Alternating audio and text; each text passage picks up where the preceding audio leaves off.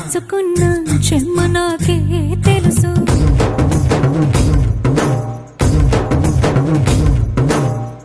కోరమీసం రుబ్బుతున్న రోషమే నీకు తెలుసు. మీసమెనక ముసురుకున్న ముసి నవ్వు నాకు తెలుసు. అడవిలు పులిలా సరసర సరసర చివరే గడమే నీకు తెలుసు.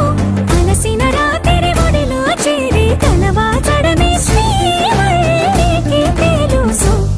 సోసేకి అక్కిరవ్వ మాదిరి